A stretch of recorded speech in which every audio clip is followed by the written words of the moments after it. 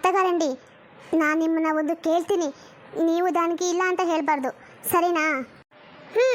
ನೀನೊಬ್ಬರು ಕಡಿಮೆ ಇದ್ದೆ ನನ್ನ ಪ್ರಶ್ನೆ ಮಾಡೋದಕ್ಕೆ. ಕೇಳೋದೇನಂತ? ನೀವು ಒಕ್ಕಸಾರಿ ತಪ್ಪು ಮಾಡಿದ್ರಿ. ಅದೇನು ಅಂದರೆ, ಮಾನಸನಿಗೆ ಈ ಪೆಳ್ಳಿ ಇಷ್ಟ ಮುಂದೆ ಲೇದಾನಿ ಏನು ಕನ್ಕೋకుండా ನೀವು ಒಂದು ತಪ್ಪು ಮಾಡಿಬಿಟ್ರಿ. ಈಗ ಮತ್ತೆ ಅದೇ ತಪ್ಪನ್ನ ಮಳ್ಳಿ చేಸ್ತಾ ಹೋದರೆ ಅದೇಗಾಗುತ್ತೆ ಅತ್ತೆ? ನೀವೇ ಹೇಳಿ. ಮತ್ತೆ ತಪ್ಪು ಮಾಡ್ತೀನಾ? ಏನು ಹೇಳ್ತಾ ಇದೆಯಾ? ನೋಡು, ಇಷ್ಟಕ್ಕೂ ನಾನೇನು ತಪ್ಪು ಮಾಡಲಿಲ್ಲ. ಮಾನಸನಿಗೆ ಈ ಮದುವೆ ಇಷ್ಟ ಇತ್ತೋ ಇಲ್ಲ ಅಂತ ತಿಳ್ಕೋದು ಆಗೋದು ಅವ್ರ ಅಪ್ಪ ಅಮ್ಮ ಅಲ್ಲ. ಇಷ್ಟಕ್ಕೂ ಅವಳಿಗೆ ಇಷ್ಟ ಇದೆಯೋ ಇಲ್ವೋ ಅಂತ ಅವಳು ಬಾಯ್ ಬಿಟ್ಟು ಹೇಳಿದ್ರೆ ಎಲ್ಲರಿಗೂ ಅರ್ಥ ಆಗುತ್ತೆ. ಅದನ್ನು ಬಿಟ್ಬಿಟ್ಟು ಮನಸ್ಸಲ್ಲಿ ನನ್ನ ಮೇಲೆ ಎಷ್ಟೊಂದು ವಿಷಯ ಕರ್ಕೊಂಡು ನಮ್ಗೆ ಹೇಗಾದರೂ ಮಾಡಿ ಅವಮಾನ ಮಾಡಲೇಬೇಕು ಅಂತಾರೆ ಅವಳ ಬಗ್ಗೆ ವಹಿಸ್ಕೊಂಡು ಮಾತಾಡಬೇಡ ಕಣೆ. ಪ್ಲೀಸ್ ಶಿರೀಷಾ, ಅವಳ ಬಗ್ಗೆ ದಯವಿಟ್ಟು ಪರ ವಹಿಸ್ಬೇಡ, ಸರಿನಾ? ಅದೆಲ್ಲ ಕಾಲ ತಗಾರಂಡಿ.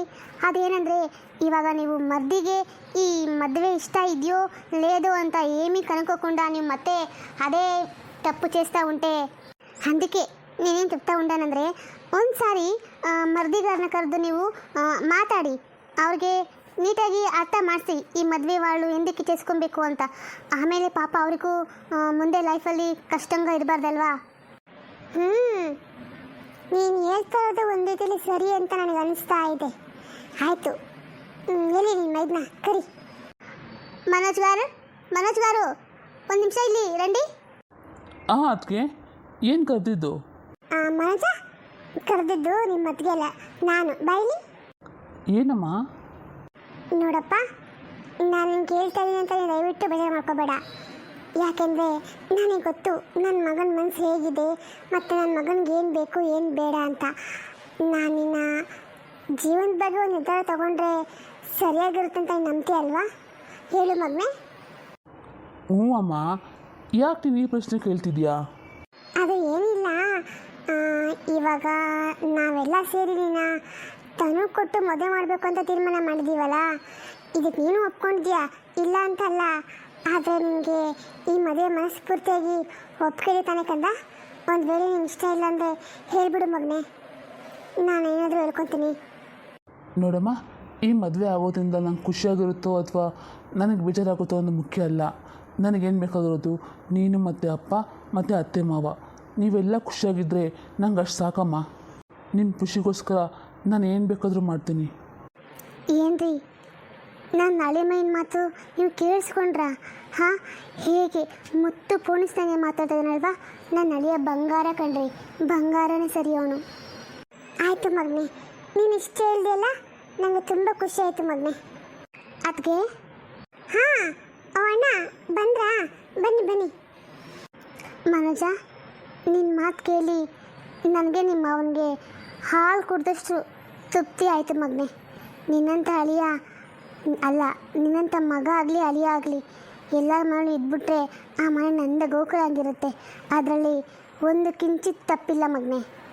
ನಿನ್ನಂಥ ಅಳಿ ನಾವು ಪಡೆಯೋದಕ್ಕೆ ಎಷ್ಟು ಜನ್ಮದ ಪುಣ್ಯ ಮಾಡಿದ್ರೂ ಗೊತ್ತಿಲ್ಲ. ಅಯ್ಯೋ ಅತ್ತೆ ಮಾವ, ಹಂಗೆಲ್ಲ ಮಾತಾಡಬೇಡಿ. ನಾನೇನಷ್ಟು ದೊಡ್ಡ ಮನುಷ್ಯ ಏನಲ್ಲ. ನಿಮ್ಮೆಲ್ಲರ ತ್ಯಾಗದ ಮುಂದೆ ನನ್ನ ತ್ಯಾಗ ಏನೂ ಅಲ್ಲ. ತ್ಯಾಗ ಅಂತ ಏನೂ ಇಲ್ಲ. ನನಗೆ ಮುಖ್ಯವಾಗೋದು ಹೇಳ್ದಲ್ಲ ಅಪ್ಪ ಮಾತ್ರ, ಅದೇ ನನಗೆ ನೀವೆಲ್ಲ ಖುಷಿಯಾಗಿದ್ದರೆ ನಂಗೆ ಅಷ್ಟೇ ಸಾಕು. ಮರ್ದಿಗಾರಂಡಿ, మీరు చాలా మంచివారు. ನಿಮ್ಗೆ ಯಾವತ್ತೂ ಕೆಟ್ಟದಾಗಲ್ಲ, ನಿಮ್ಗೆ ಯಾವಾಗಲೂ ಒಳ್ಳೇದಾಗುತ್ತೆ. ತನೂ ತುಂಬ ಒಳ್ಳೆ ಹುಡುಗಿ, ಆಯಿತಾ? ಆಗಲಿ ಅದಕ್ಕೆ. ಒಂದು ನಿಮಿಷ, ನಂಗೆ ಆಚೆ ಕೆಲಸತೆ ಹೋಗಿ ಬರ್ತೀನಿ. ಅಮ್ಮ ಬಂದೆ. ಅದು ಅದಕ್ಕೆ ಮದುವೆನ ತುಂಬ ಗ್ರ್ಯಾಂಡಾಗೆಲ್ಲ ಏನೂ ಮಾಡೋದು ಬೇಡ, ಸಿಂಪಲಾಗೆ ಮಾಡೋಣ ಅಂತ ಹೇಳಕ್ಕೆ ಬಂದಿದ್ದೆ. ಆಗಲಿ ಅದಕ್ಕೆ, ನಿಮ್ಗೆ ಹೇಗೆ ಅನಿಸುತ್ತೋ ಹಾಗೆ ಮಾಡಿ. ನನಗೆ ಅರ್ಥ ಆಗುತ್ತೆ, ಇಂಥ ಸಮಯದಲ್ಲಿ ಮದುವೆ ಮಾಡ್ತೋದೇ ಹೆಚ್ಚು, ಅದರಲ್ಲೂ ಗ್ರ್ಯಾಂಡಾಗೆಲ್ಲ ಕೇಳೋಕ್ಕೆ ನನಗೆ ಹೇಗೆ ಮನಸ್ಸು ಬರುತ್ತೆ ಹೇಳಿ? ಪರವಾಗಿಲ್ಲ. ಅಲ್ಲಮ್ಮ, ಅದು ಯಾಕೆ ನಾವು ಕೇಳ್ತಾ ಇದ್ದೀವಿ ಅಂದರೆ, ನಿನ್ನ ದೊಡ್ಡ ಮಗನ ಮದುವೆನೂ ನಿನಗೆ ಖುಷಿಯಾಗಿ ನೋಡೋಕ್ಕಾಗಿಲ್ಲ, ಅದು ಹೀಗೆ ಗಡಿಬಿಡಿಲಿ ಆಗೋಯ್ತು. ಈಗ ಈ ಮಗನ ಮದುವೆ ಮೇಲೆ ತುಂಬ ಆಸೆ ಇಟ್ಕೊಂಡಿದ್ದೀಯ ನೀನು. ಇದು ಹಾಗೆ ಆಗ್ಬಿಟ್ರೆ ನೀನು ಎಲ್ಲಿ ನೊಂದ್ಕೊಬಿಡ್ತೀವಿ ಅಂತ ನಿನಗೆ ಮೊದಲೇ ಹೇಳೋಣ ಅಂತ ಬಂದ್ವಿ ನಾವು. ಅಣ್ಣ, ನೀನು ಹಂಗೆಲ್ಲ ಏನು ಅಂದ್ಕೋಬೇಡ ಅಣ್ಣ, ನಾನು ಖುಷಿಯಾಗೇ ಇದ್ದೀನಿ. ಆದರೆ ನಿನಗೆ ಅಥವಾ ಮನಸ್ಸಿಗೆ ನೋವಾಗ ನೆನೆಸ್ಕೊಂಡ್ರೆ ಸ್ವಲ್ಪ ನೋವಾಗುತ್ತೆ ಖಂಡಿತ.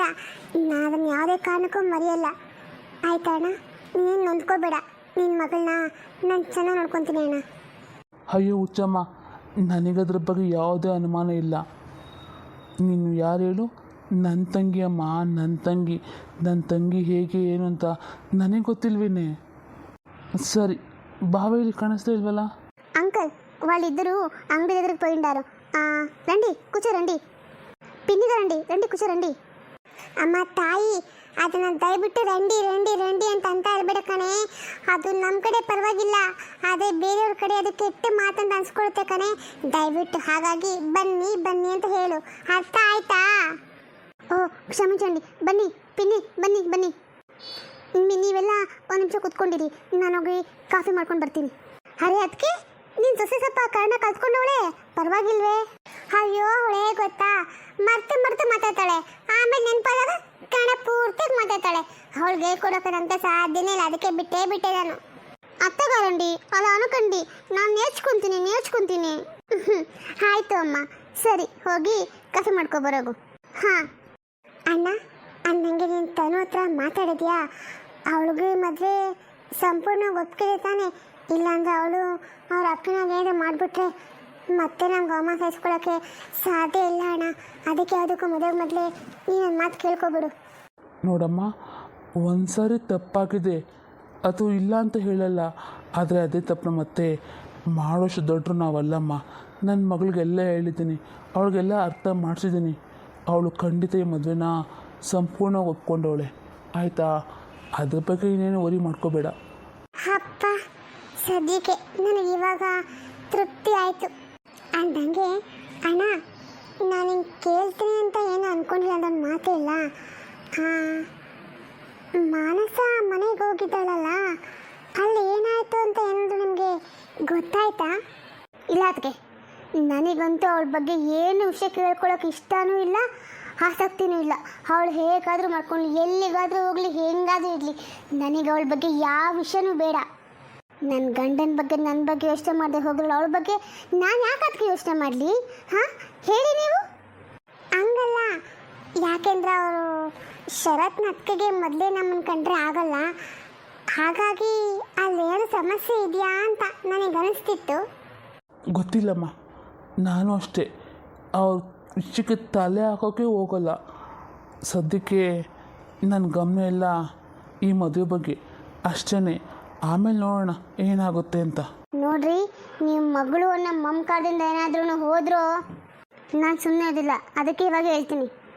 ಸರಿ ಬಿಡು, ಇವಾಗ ಮಾತೆಲ್ಲ ಯಾಕೆ, ಮೊದಲು ಮದುವೆಗೆ ಗಮನ ಕೊಡು, ಆಯಿತಾ? ಸರಿ ಅದಕ್ಕೆ ಬಿಡಿ, ಪರವಾಗಿಲ್ಲ. ಅಣ್ಣ ಹೇಗೆ ಅಂತ ನಿಮಗೆ ಗೊತ್ತಲ್ವಾ? ಅವನಿಗೆ ತನ್ನ ಮಕ್ಕಳ ಮೇಲೆ ತುಂಬ ಮಮಕಾರ ಜಾಸ್ತಿ, ಎಲ್ಲ ನಮ್ಮ ಅಪ್ಪನ ಹಾಗೇನೆ. ಇರಲಿ ಅದಕ್ಕೆ, ನಾನು ಬೇಡ ಅಂತ ಏನು ಹೇಳಲ್ಲ. ಅವರಿಗೂ ಮಗಳೇ ನನಗೂ ಮಗಳೇ ಅಲ್ವಾ, ಆದರೆ ಅವಳಿಗೂ ಸ್ವಲ್ಪ ಜವಾಬ್ದಾರಿ ಬರಲಿ. ಬೇಡ, ಸದ್ಯಕ್ಕೆ ಅವಳ ಬಗ್ಗೆ ಏನು ಮಾತಾಡೋದು ಬೇಡ, ನನಗಿಷ್ಟ ಆಗ್ತಾ ಇಲ್ಲ. ನನ್ನ ಮನಸ್ಸಲ್ಲಿ ಅವಳ ಬಗ್ಗೆ ಎಷ್ಟು ಕೋಪ ಇದೆ ಅಂದರೆ ನನಗೆ ಮಾತ್ರ ಗೊತ್ತು. ಸರಿ ಆಯಿತು ಬಿಡಿ ಅದಕ್ಕೆ, ನೀವು ಸುಮ್ಮನೆ ಬಿ.ಪಿ ಹೆಸರು ಮಾಡ್ಕೊಳ್ಕೋಬೇಡಿ. ಅಣ್ಣ ಬಿಡು, ಅದಕ್ಕೆ ಹೇಳಿದ್ರಲ್ಲ, ಅವಳ ಬಗ್ಗೆ ದಯವಿಟ್ಟು ಏನು ಮಾತಾಡೋಕೋಬೇಡ. ಇವಾಗ ಮದುವೆ ಬಗ್ಗೆ ಗಮನ ಕೊಡೋಣ. ಹಾಂ ಅದೇ ಅಮ್ಮ, ಮದುವೆ ಗ್ರ್ಯಾಂಡಾಗಲ್ಲ ಏನು ಬೇಡ, ನಮ್ಮನೆ ಮಟ್ಟಿಗೆ ಅಷ್ಟೇ ಮಾಡ್ಕೊಳ್ಳೋಣ. ಈಗ ಮೊದಲೇ ಊರಿನ ಜನಗಳ ಮಧ್ಯೆ ಮಾನ ಮದಿ ಎಲ್ಲ ಹೊರಟೋಗಿ ತಲೆ ಎತ್ಕೊಂಡು ತಿರ್ಗೋದಕ್ಕಾಗ್ತಾಯಿಲ್ಲ. ಅದ್ರ ಮಧ್ಯೆ ಆಡಂಬರವಾಗಿ ಮದುವೆ ಮಾಡಿದ್ರೆ ಚೆನ್ನಾಗಿರಲ್ಲ. ಭಾವನಿಗೂ ವಿಷಯ ಬಂದಮೇಲೆ ಹೇಳು, ಆಯಿತಾ? ಆಗಲಿ ಅಣ್ಣ. ಅಣ್ಣ ಒಂದು ಕೆಲಸ ಮಾಡೋಣ, ನಮ್ಮ ಮನೆದವ್ರಿಗೆ ಹೋಗ್ಬಿಟ್ಟು ಹೇಗಿದ್ರು ಅಕ್ಕಪಕ್ಕನೇ ಇದೆಯಲ್ಲ, ಹಾಗಾಗಿ ನಮ್ಮನೆ ನಿಮ್ಮ ಜನ ಅಷ್ಟೇ ಹೋಗ್ಬಿಟ್ಟು ತಾಳಿ ಕಟ್ಸ್ಕೊಂಡು ಬಂದರೆ ಸರಿ ಅಲ್ವಾ ಅಣ್ಣ? ಹೌದು ಅದಕ್ಕೆ ಏನೋ ಹೇಳಿದ್ರಿ, ಆದರೆ ತುಂಬ ಒಳ್ಳೆ ಮಾತೇ ಹೇಳಿದ್ರಿ. ಹೌದು, ನಮ್ಮ ಮನೆದವ್ರಿಗೆ ಹೋಗಿ ತಾಳಿ ಕಟ್ಸ್ಕೊಬಂದರೆ ಚೆನ್ನಾಗಿರುತ್ತೆ, ಹಾಗೆ ಮಾಡೋಣ. ಸರಿ, ನೀವೆಲ್ಲ ಒಪ್ಕೊಂಡ್ಮೇಲೆ ನಂದೇನಿದೆ, ಹಾಗೆ ಆಗಲಿ. ಸರಿ ಅಣ್ಣ, ಅದಕ್ಕೆ ಸಿದ್ಧತೆ ಬೇಕೋ ನೀವು ಮಾಡ್ಕೊಳ್ಳಿ, ನಾನೇನು ಮಾಡಬೇಕಲ್ಲ ಅದನ್ನು ನಾನು ಮಾಡ್ಕೊತೀನಿ. ಸರಿ ಅದಕ್ಕೆ ನಾವೇನು ಬರ್ತೀವಿ. ನಾನು ಎಷ್ಟೆಲ್ಲ ಆಸೆ ಇಟ್ಕೊಂಡಿದ್ದೆ, ನನ್ನ ಮಗನ ಮದುವೆ ಹಾಗೆ ಮಾಡಬೇಕು, ಹೀಗೆ ಮಾಡಬೇಕು, ಊರಿನ ಜನಗೆಲ್ಲ ಕರೆದು ಊಟ ಹಾಕ್ಸ್ಬೇಕು ಅಂತ. ಆದರೆ ಇವಳು ಈ ಮಾಸ ಎಲ್ಲದನ್ನು ಒಂದೇ ಒಂದು ಕ್ಷಣದಲ್ಲಿ ಹಾಳು ಮಾಡೋಗ್ಬಿಟ್ಲು. ಹೋಗಲಿ, ಎಲ್ಲೋಗ್ತಾಳೆ, ಇಲ್ಲಿ ತಾನೇ ಅವಳೆ. ಒಂದಲ್ಲ ಒಂದಿನ ಅದೆಲ್ಲ ಕನಸನ್ನು ನನಸು ಮಾಡ್ಕೊಂಡೇ ಮಾಡ್ಕೊತೀನಿ. ಆದರೆ ಅವಳು ಯಾವಾಗೂ ಆ ನರಕದಲ್ಲೇ ಬಿದ್ದಿರಬೇಕು. ಹಾಂ ಮಾನ್ಸ, ನಿನಗೆ ತುಂಬ ಬೇಜಾರಾಗ್ತಾ ಇರಬೇಕಲ್ವಾ? ಹಾಂ, ನನಗೆ ಬೇಜಾರಾ? ಇಲ್ಲಪ್ಪ ಶರತ್, ಯಾಕೆ ನೀವು ಹಂಗೆ ಅನ್ಕೋತೀರಾ? ನನಗೆ ಬೇಜಾರಾಗಿದೆ ಅಂತ ನಿಮ್ಗೆ ಹೇಳಿದ್ದು? ನಾನು ಹೇಳಿದ್ನಾ? ಇಲ್ಲ, ನೀನೇನು ಹೇಳಲಿಲ್ಲ. ಅದು ನನಗೆ ಅರ್ಥ ಆಗುತ್ತಲ್ಲ. ಅಪ್ಪ ಅಮ್ಮ ತಂಗಿನೆಲ್ಲ ಬಿಟ್ಟು ಅದು ಇಂಥ ಪರಿಸ್ಥಿತಿಲಿ ನನ್ನ ಮದುವೆ ಮಾಡ್ಕೊಂಡಿಯಲ್ಲ, ಹಾಗಾಗಿ ನಿನಗೆ ತೋರ್ ಮನೆ ತುಂಬ ನೆನಪಾಗ್ತಾ ಇರಬೇಕಲ್ವಾ? ನಾನು ತಪ್ಪು ಮಾಡಿದೆ ಅಂತ ನಿನಗೆ ಪಶ್ಚಾತ್ತಾಪ ಆಗಿರಬೇಕು ಅಲ್ವಾ ಮಾನ್ಸ? ಚೇಚೆ, ಅಯ್ಯಯ್ಯೋ, ನನಗೆ ಹಂಗಿಲ್ಲ ಅನ್ಸುತ್ತೆ. ಇಲ್ಲಪ್ಪ, ಖಂಡಿತ ಇಲ್ಲ. ನಾನು ಕನಸು ಇದೇನೆ. ನಾನು ನೀನು ಇಬ್ಬರು ಖುಷಿಯಾಗಿ ನೆಮ್ಮದಿಯಾಗಿ ಮದುವೆ ಮಾಡ್ಕೊಂಡು ಚೆನ್ನಾಗಿರಬೇಕು ಅಂತ. ಆ ಕನಸು ನೆರವೇರ್ತಲ್ಲ. ನನಗೆ ಅದನ್ನು ಬಿಟ್ಟರೆ ಬೇರೆ ಏನು ಬೇಜಾರು ಏನೂ ಇಲ್ಲಪ್ಪ. ಹೌದು, ಈ ಸಮಯದಲ್ಲಿ ಹಂಗೆ ಮಾಡಬಾರ್ದಾಗುತ್ತೆ, ನಿಜ ಒಪ್ಕೋತೀನಿ. ಹಾಗಂತ ಅದನ್ನೇ ನೆನೆಸ್ಕೊಂಡು ನಾನು ಕೊರ್ತಾ ಇಲ್ಲ ಶರತ್. ನೀವು ಏನು ಹೇಳ್ತಿದ್ಯಾ?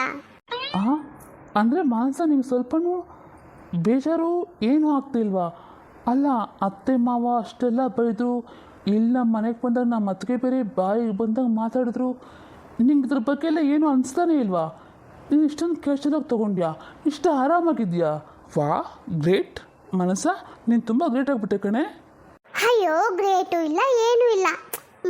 ಶರತ್, ಇವಾಗ ಏನಾಗಿದೆ ಗೊತ್ತಾ? ಸುಮ್ಮನೆ ಹಂಗಾಯ್ತಲ್ಲ ಹಿಂಗಾಯ್ತಲ್ಲ ಅಂತ ಯೋಚನೆ ಮಾಡೋ ಬದಲು ನಾ ಮುಂದೆ ಏನು ಮಾಡಬೇಕು, ಹೇಗಿರಬೇಕು ಅಂತ ಯೋಚನೆ ಮಾಡಿದ್ರೆ ಚೆನ್ನಾಗಿರುತ್ತಲ್ವಾ? ನಾನೀಗ ಸದ್ಯಕ್ಕೆ ಅದನ್ನೇ ಯೋಚನೆ ಮಾಡ್ತಾ ಇದ್ದೀನಿ. ಶರತ್, ನನಗೆ ಗೊತ್ತಿರೋ ಮಟ್ಟಿಗೆ ಇದೇ ಊರಲ್ಲಿ ನಿಂದು ಇನ್ನೊಂದು ಮನೆ ಇರಬೇಕಲ್ವಾ? ಹಳೆ ಮನೆ? ಹಾಂ ಮಾನ್ಸ, ಇದೆ. ಹಳೆ ಮನೆಯಲ್ಲಿ ಇವಾಗ ನಾವೆಲ್ಲ ಯಾರೂ ಏನೂ ಜೀವನ ಮಾಡ್ತಾ ಇಲ್ಲ, ಹಾಗಾಗಿ ಅದು ಹಾಗೆ ಇದೆ. ಕ್ಲೀನ್ ಮಾಡಿಕೊಂಡು ಬಾಡಿಗೆ ಕೊಟ್ಟರೆ ಕೊಡ್ಬೋದು. ಆದರೆ ಅಣ್ಣಂಗೆ ಅಲ್ಲಿ ನಾವು ಹುಟ್ಟಿ ಬೆಳೆದಿರೋ ಮನೆ ಅಲ್ವಾ, ಅಪ್ಪ ಅಮ್ಮ ಎಲ್ಲ ಅಲ್ಲೇ ಅಲ್ವಾ ಇದ್ದಿದ್ದು, ಹಾಗಾಗಿ ಅಣ್ಣಂಗೆ ಬಾಡಿಗೆ ಕೊಡೋಕೆ ಇಷ್ಟ ಇಲ್ಲ. ಅದಕ್ಕೆ ನಾನು ಅಷ್ಟಾಗಿ ತಲೆ ಕೆಡಿಸ್ಕೊಳ್ಳೋಕೆ ಹೋಗಿಲ್ಲ. ಇಲ್ಲಿ ಮನೆ ಕಟ್ಕೊಂಡು ಬಂದ್ರಲ್ಲ, ಹಾಗೆ ನಾನು ಅಣ್ಣ ಜೊತೆಲಿ ಬಂದುಬಿಟ್ಟೆ. ಹಾಗಾದರೆ ಅದನ್ನು ಮನೆ ಕ್ಲೀನ್ ಮಾಡಿಕೊಂಡ್ರೆ ಅಲ್ಲಿ ಒಂದು ಸಂಸಾರ ಮಾಡ್ಬೋದು, ಏನಂತೀರಾ? ಹ್ಞೂ, ಮನೆ ತುಂಬ ದೊಡ್ಡದಾಗುತ್ತೆ. ಆದರೆ ಹಳೆ ಮನೆ ಅನ್ನೋದು ಒಂದು ಬಿಟ್ಟರೆ ಎಲ್ಲ ಅನುಕೂಲನೂ ಕರೆಕ್ಟಾಗಿದೆ. ಅಂದರೆ ಇವಾಗ ನೀನು ಅಲ್ಲಿಗೆ ಯಾರಿಗಾದರೂ ಬಡಿಗೆ ಕೊಡಬೇಕು ಅಂತ ಅಂದ್ಕೊಂಡಿದ್ಯಾ? ಬೇಡ ಮಾನ್ಸ, ಅಣ್ಣಂಗೆ ಇಷ್ಟ ಇಲ್ಲ, ಹಾಗಾಗಿ ಅದ್ರ ಬಗ್ಗೆ ನಾವು ಯೋಚನೆ ಮಾಡೋದು ಬೇಡ. ಅಯ್ಯೋ ಶರತ್, ಬಾಗಿಗೆ ಯಾರಿಗೂ ಕೊಡೋದಲ್ಲ ಕಣೋ, ನಾವೇ ಯಾಕೆ ಅಲ್ಲಿ ಹೋಗಿರಬಾರ್ದು? ಹಾಂ ಮಾನ್ಸ, ನೀನು ಏನು ಹೇಳ್ತಾ ಇದೆಯಾ? ಅಲ್ಲ, ಇಲ್ಲಿ ನಮ್ಗೆ ಏನು ಕಡಿಮೆ ಆಗಿತ್ತು ಅಂತ ನಾವು ಅಲ್ಲಿಗೆ ಹೋಗಿರಬೇಕು? ಅದು ಅಲ್ಲದೆ ನಾನು ಅಣ್ಣಂಗೆ ಮದುವೆ ಆದಾಗಿದ್ದು ಇಲ್ಲೇ ಇದ್ದೀನಿ ಅವ್ರ ಜೊತೆಯಲ್ಲೇ. ಇವಾಗ ನಾನು ಮದುವೆ ಆಯಿತು ಅಂತ ನಾನು ಬೇರೆ ಹೋದರೆ ಅಣ್ಣ ಅದಕ್ಕೆ ಅನ್ಕೋತಾರೆ ಹೇಳು? ಇಷ್ಟಕ್ಕೂ ನಿಮಗೆ ವಿಷಯ ಗೊತ್ತಲ್ವಾ, ನಮ್ಮ ಅತ್ತಿಗೆಗೆ ಮಕ್ಕಳಿಲ್ಲ, ಹಾಗಾಗಿ ನನ್ನ ಸ್ವಂತ ಮಗನಾಗೆ ಬೆಳೆಸಿದ್ದಾರೆ. ಇವಾಗ ನಾನು ಅವರಿಂದ ದೂರ ಆದರೆ ಅವ್ರ ಮನಸ್ಸಿಗೆ ನೋವಾಗುತ್ತೋ ಏನೋ. ಅಯ್ಯೋ, ಎಲ್ಲ ನಾಟಕ ಕಣೋ, ನೀನೊಬ್ಬ ದಡ್ಡ. ಅವ್ರು ಹೇಳಿದ್ರು, ಇವ್ನು ನಂಬಿಟ್ಟ. ಅಲ್ಲ, ನೀನು ನಮ್ಮ ಮಗನಾಗ ಅವ್ರು ನೋಡ್ಕೊಂಡಿದ್ರೆ ಇವಾಗ ನನ್ನ ಮದುವೆ ಮಾಡ್ಕೊಂಡು ಬಂದ ತಕ್ಷಣ ಏನಕ್ಕೆ ಬಾಯಿಗೆ ಬಂದಂಗೆ ಬೈತಾರೆ? ಯೋಚನೆ ಮಾಡಿದ್ಯಾ? ಹಾಂ, ಸಿಟ್ಟಿರುತ್ತಲ್ವ ಮಾನ್ಸ, ಅದಕ್ಕೆ ಬೈತಾರೆ. ನೋಡು, ಇವತ್ತು ಸಿಟ್ಟು ನಾಳೆ ದ್ವೇಷ ಆಗಿ ಕನ್ವರ್ಟ್ ಆಗುತ್ತೆ. ಹಾಗಾಗಿ ಸಿಟ್ಟಾಗಿರುವಾಗಲೇ ನಾವಿಬ್ಬರು ಬೇರೆ ಮನೆ ಅಂತ ಅಲ್ಲ, ಅದು ನಮ್ಮ ಮನೆ ತಾನೇ. ಹಾಗಾಗಿ ನಾವಿಬ್ಬರು ಅಲ್ಲೇ ಹೋಗಿ ಜೀವನ ಮಾಡೋಣ ಕಣೋ. ಯಾಕೆಂದರೆ ದಿನ ನಿಮ್ಮ ಅತ್ತಿಗೆ ಜೊತೆ ಜಗಳ ಮಾಡಿಕೊಂಡು ಕಿರಿಕಿರಿ ಮಾಡಿಕೊಂಡು ನನಗಿರೋಕ್ಕೆ ಸ್ವಲ್ಪ ಕಷ್ಟ ಆಗುತ್ತೆ. ಸ್ವಲ್ಪ ಏನು ಜಾಸ್ತಿನೇ ಕಷ್ಟ ಆಗುತ್ತೆ. ಹಾಗಾಗಿ ನಾವು ಹಳೆ ಮನೆಗೆ ಹೋಗಿ ಅಲ್ಲೇ ಇರೋಣ. ಪ್ಲೀಸ್, ನೀನು ಹೇಗಾದರೂ ಮಾಡಿ ನಿಮ್ಮ ಅಣ್ಣಂಗೆ ಹೇಳಿ ಒಪ್ಸು, ಆಯಿತಾ? ಇಲ್ಲ ಕೆಲಸ ಮಾಡು, ನಿನ್ಗೆಲ್ಲ ಹೋಗದೆ ಹೋದರೆ ನಾನು ಹೇಳ್ತೀನಿ ಮಾವನಿಗೆ, ಸರಿನಾ? ಅಯ್ಯೋ, ಹಾಗೆಲ್ಲ ಏನು ಬೇಡ ಮನಸ, ನೀನು ಏನು ಹೇಳೋಕೆ ಹೊಂಟಿದ್ಯಾ? ನಾನು ಹೇಗೇನು ಮಾಡಲಿ? ಸರಿ, ಒಂದು ಕೆಲಸ ಮಾಡ್ತೀನಿ, ಅಣ್ಣಂಗೆ ಹೇಳಿ ನೋಡ್ತೀನಿ. ಅಣ್ಣ ಒಪ್ಕೊಂಡ್ರೆ ಹೋಗೋಣಂತೆ, ಸರಿನಾ? ಅಪ್ಪ, ನನಗೆ ಸಮಾಧಾನ ಆಯಿತು. ನಿಂಗೆ ಹೇಗಪ್ಪ ಹೇಳಿ ಒಪ್ಸೋದು ಅಂತ.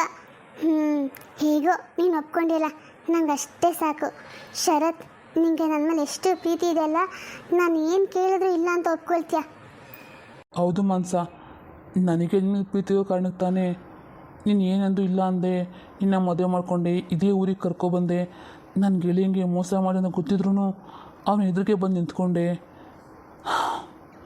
ಇದೆಲ್ಲ ಮಾಡಿದ್ದು ಪ್ರೀತಿಗೋಸ್ಕರನೇ ತಾನೇ. ಪ್ರೀತಿನೇ ಇದೆಲ್ಲ ಮಾಡೋ ಹಾಗೆ ಮಾಡುತ್ತೆ. ಅಯ್ಯೋ, ಹೋಗ್ಲಿ ಬಿಡು. ಫ್ರೆಂಡು ಅಂತ ಹೇಳ್ತಿರ್ತೀಯಲ್ಲ, ಅವನೇನು ನಿಮಗೆ ತುಂಬ ಕ್ಲೋಸ್ ಫ್ರೆಂಡಾ? ಯಾಕೆಂದರೆ ನಾನು ಇಬ್ಬರು ತನಕ ಒಟ್ಟಿಗೆ ಓದಿದ್ದು. ಅವ್ನು 10th ಇದ್ದ, ಆಮೇಲೆ ಹೋಗ್ಬಿಟ್ಟ. ಸರಿ ಹೋಗ್ಲಿ ಬಿಡು, ಅವನ ಬಗ್ಗೆ ನನಗೇನು ಮಾತು. ಮಾನಸ, ನಿಂಗೊಂದು ವಿಷಯ ಗೊತ್ತಾ? ಮನೋಜ ನಿನ್ನ ತಂಗಿ ತನನ ಮದುವೆ ಆಗ್ತದನಂತೆ. ಏನು? ನೀನು ಏನು ಹೇಳ್ತಾ ಇದೀಯಾ? ನಮ್ಮ ತಾನು ಅವನ್ನ ಮದುವೆ ಮಾಡ್ಕೊತಾಳಂತ? ಚಾನ್ಸೇ ಇಲ್ಲ. ಅದೇ ಒಪ್ಕೊಂಡ್ಬಿಟ್ಲ ಅವಳು. ಬಿಡು, ಒಪ್ಕೊಂಡ್ರೆ ಒಪ್ಕೊಳ್ತಾರೆ. ನನಗೇನಾಗಬೇಕು? ಮದುವೆ ಆದರೂ ಮಾಡ್ಕೊಳ್ಳಿ, ಏನಾದರೂ ಮಾಡ್ಕೊಳ್ಳಿ. ನೋಡಿ ಶರತ್, ಇನ್ನೊಂದು ಸಾರಿ ನನಗೆ ತಾನು, ಅಪ್ಪ, ಅಮ್ಮ, ಅತ್ತೆ, ಮಾವ, ಮನೋಜ್ ಇದು ಯಾವ ವಿಷಯನೂ ನನಗೆ ಹೇಳ್ಬೇಡ. ಯಾಕೆಂದರೆ ನಾನು ಸ್ವಲ್ಪ ದಿನ ನೆಮ್ಮದಿಯಾಗಿರಬೇಕು ಅಂತೀನಿ. ಅದು ನಿನ್ನ ಜೊತೆಯೇ, ಸರಿನಾ? ಇದೇ ಲಾಸ್ಟ್, ಮತ್ತೇನು ಕೇಳ್ಬೇಡ ಕಣೋ. ಹಾಂ ಸರಿ, ನಂಗೆ ತುಂಬ ಟೈಟ್ ಆಗಿದೆ, ಸ್ವಲ್ಪ ಹೊತ್ತು ಮಾಡ್ಕೋತೀನಿ, ಸರಿನಾ? ಮಾನಸ ಇಷ್ಟು ಬೇಗ ಅಷ್ಟೊಂದು ಬದಲಾಗ್ಬಿಟ್ಲಾ? ಅಥವಾ ಇವಳು ಇದ್ದಿದ್ದೆ ಹೇಗೇನಾ?